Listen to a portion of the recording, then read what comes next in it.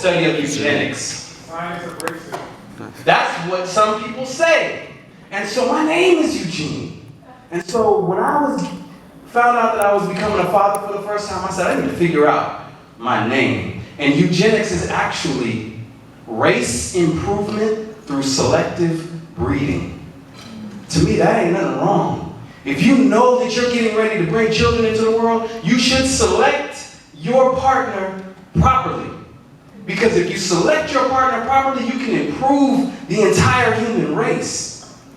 So I'm going to take a minute to let you know before we get too far into it that every slide that you're going to see is photographs of our actual work. We grow food in Atlanta. We started in Southern California. And the reason why I started was because of this young man. This young man here. That young man, his name is Kush Aman. But more importantly, before him was his mother. That's a great And they're picture. right here in the audience. Will you stand up for me, please?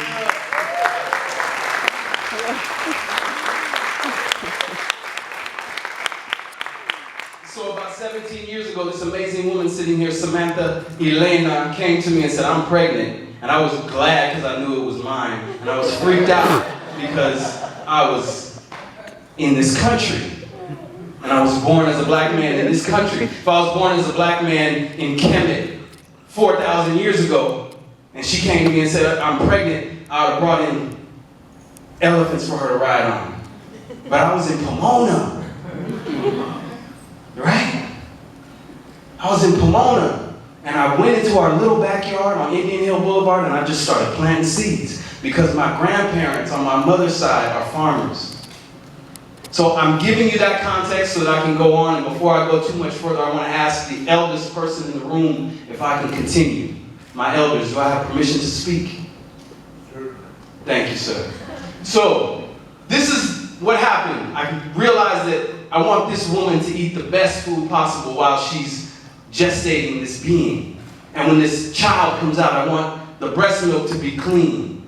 And when the teeth start to come in, I want him to be able to chew and digest the best food. So we only had a little square in our backyard, but we started to plant the food, and we had an amazing community of people in Pasadena who were also pregnant at the time and part of our birthing community. And they came by the house and saw food growing and falling all over the place. And they said, you need to teach people how to do this. I said, I don't know how to do this. They said, what are you talking about? You know more than we do. And that's an important thing that I learned. Oftentimes, our own lack of self-confidence keeps us from sharing the gifts that we have. Anybody know about that? All right. You know more than somebody in something. So that's how it started. Feeding our families, of course, that's important. I'm a young man, I'm 45 years old, and starting that small garden in the backyard in Pomona has taken me around the world. I already said I don't have any letters. I didn't even get an introduction. Nobody even introduced me, right? Because they wouldn't have been able to read nothing. But I'm going to tell you, I've been to Kenya, I've been to Haiti, I've been to Louisiana, I've been to Jamaica, I've grown food in all of these places, and I've only been invited to those places because I grow food. And the first thing that really transformed my mind was I was taken to Kenya in 2007. And when I got there, the women came and they felt my hands. They didn't look at my clothes, they didn't look at how cute I was in the face, they felt my hands. And when they felt my hands, they took all my clothes and said, I'm gonna wash your clothes. They didn't have a washing machine. They meant we gonna wash and scrub your clothes because they said, you work on the shamba. You're a farmer. I said, yeah, I'm a farmer. They said, okay, we're gonna wash your clothes. And I was treated with a respect that I've never felt here. And so growing food has been the root of all of these things. Saving money, creating businesses, traveling the world, and investing in yourself. Because as all the other speakers have talked about, it's us that is the most valuable key in this whole situation. Whether it's stopping something or starting something. And I'm more in line with the starting something, with the creativity. Right? Let's start something instead of resisting something. Fighting against something. We're too creative to be doing that. So again, I had no intention of being an activist. I had no intention of ever thinking about being, I did something wrong. And being invited somewhere to talk about any of this. But it's important that we realize that it all comes from there. Standing Rock. Why is it important what's happening in Standing Rock? Because you and I aren't doing it. And we haven't done it. They are doing it and have been doing it. And at a crucial time like right now, if we don't value the land, we can forget about any kind of movement that we think we're going to have. Intersectionality, I'm just learning that term. I'm wearing this vegan t-shirt because an organization called the Well-Fed World has come in and supported our work, and so I'm wearing this t-shirt. I just started calling myself a vegan 2 years ago because I've been paid to call myself a vegan. Do you understand me? I've been eating this way for a long time. Some of the people who introduced me to this, Samantha and I changed our lifestyle in '96 because of Queen Afua, because of Phil Valentine, because of Dr. B, because of, what was the place called? The Good Life? The Good Life in LA. Because I worked at Mr. Wisdom's. It was so good to see him in that film. I grew the wheatgrass from Mr. Wisdom in his right off Slauson. So we have a history of this. But I never called myself a vegan until some white women called me up and said, "Are you a vegan?" I said, "I don't know."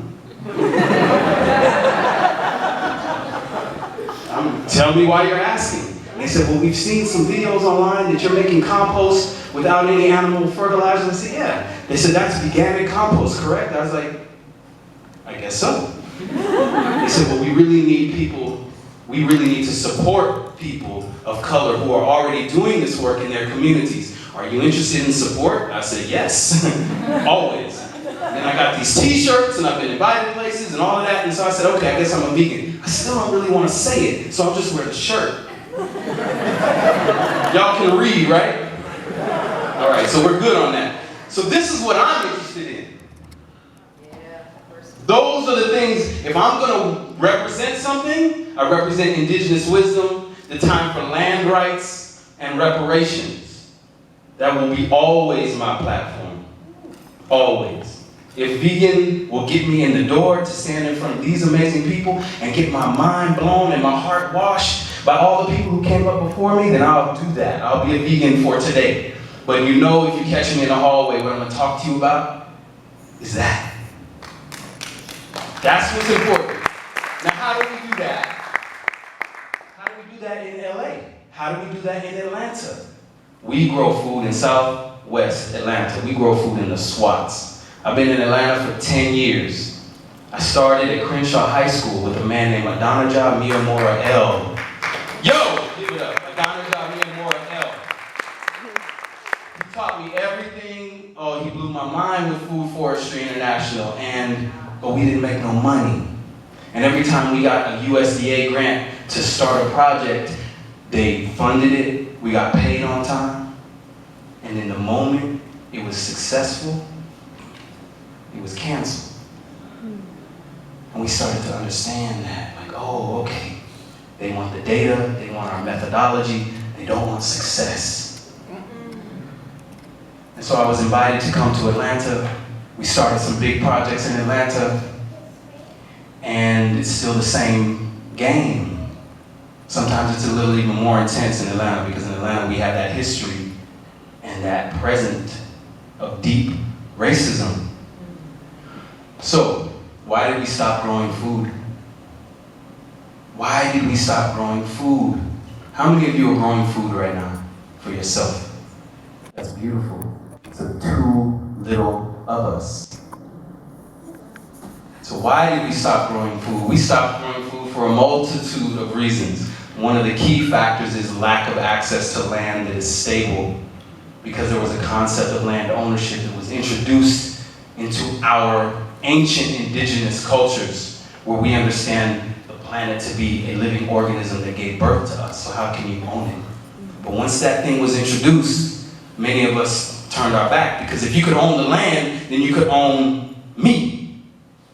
And you could own the babies that come from my woman's belly. And that's exactly what happened.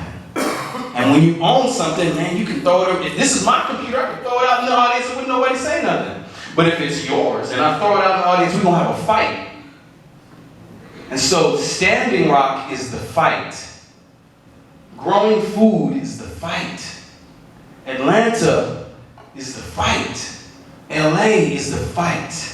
Our organization is called Grow Where You Are. Our website is growwhereyouare.farm, F-A-R-M. If you go to growwhereyouare.farm, the first thing that comes up on the home page is a video of a feast that we did. And it was a feast where we had grown all these amazing oyster mushrooms, lion's mane mushrooms, and grilled them out over the fire with these restaurants that we deliver our food to. The chefs came out and volunteered. We fed 250 people for a free, top-of-the-line vegan meal. We didn't call it vegan. We just said, come out and eat, y'all. And the people were like, man, that pork is so good. You ever had a lion's mane mushroom, anybody? Grilled over the fire? It tastes like a piece of succulent pork. And the people loved it. And at the end of the day, this sister came over to me and she said, the maestre is visiting from Brazil and we're over in the park. Can we come over and do our ceremony? And this picture is from that day. This is a maestre from Brazil. These are all the capoeiristas in Atlanta, and they came on that feast to our farm. Now the important thing about that is because that's culture. That's how culture is transmitted. And anybody not familiar with the art of capoeira? So we know that it's a dance that's an art, a martial art. It's a martial art disguised as a dance. It's a conversation. It's a conversation. And we had all these people there, and they were, our farm at this time was the Good Shepherd Agroecology Center, Good Shepherd Agroecology Center, and it was on a church property. And these brothers and sisters came and they did their thing while we fed the people. And what we understood was, just like the brother Ashel said, food, that's when it starts to really happen. You feed people, oh man, we love getting together and eating. But when people get a chance to take their shoes off and put their feet on the ground, electromagnetic energy starts to flow through people. Free radicals are released. Free electrons are absorbed into the body. You find out you're on planet Earth again because this rubber is it an insulator or a conductor? Insulator. It's an insulator. So the rubber tires, the rubber shoes, you're never on planet Earth. So everything that's happening in your head becomes so important because you're in that nation, that huge nation of the imagination.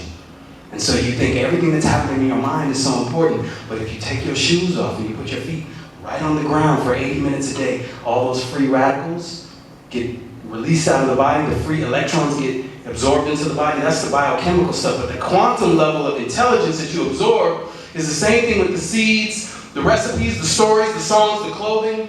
All of that is agriculture. And oftentimes we only talk about food. But agriculture is clothing, fuel, shelter. And in those seeds, there's a tremendous amount of information. So, we stayed busy, and we started to look at urban agricultural systems around the globe and around the country. And this is right in downtown Atlanta. This is 2012. This is a housing complex called the Wheat Street Gardens apartment complex that had gotten torn down to the ground. And an organization called Truly Living Well Center for Natural Urban Agriculture put in the largest urban farm in the nation, 4 acres in the middle of Atlanta. I designed that. I installed that with a team of amazing people. And now it's gone. But while it was there, it created one of the largest waves of gentrification that you could ever imagine.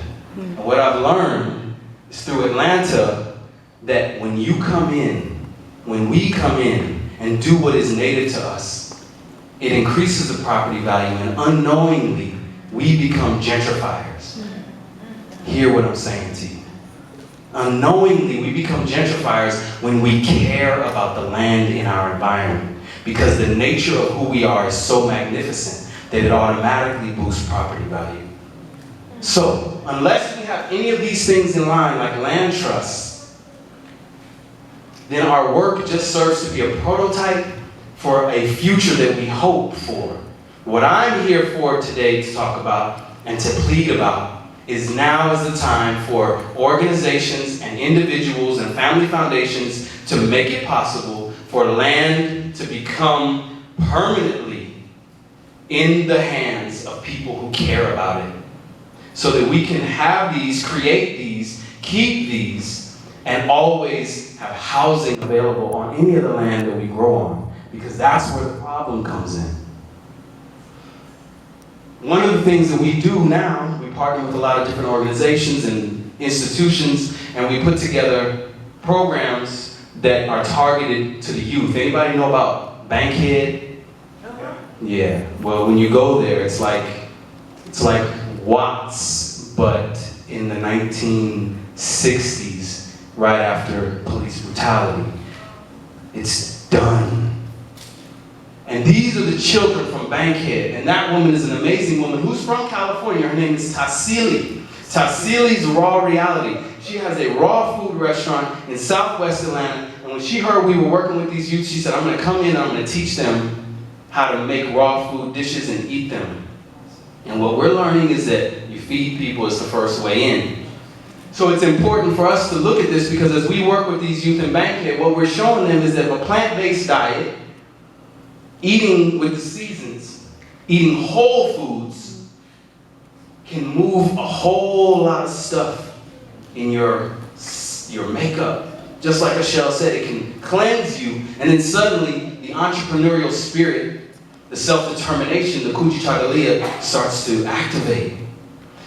My teacher, Adonijah, told me one thing that was really crucial, and he told me a lot of things, but one thing that I'm going to share with you is he said, listen, Eugene, in the black community, and in most communities, the higher up someone goes in education, the less likely they are to own a business.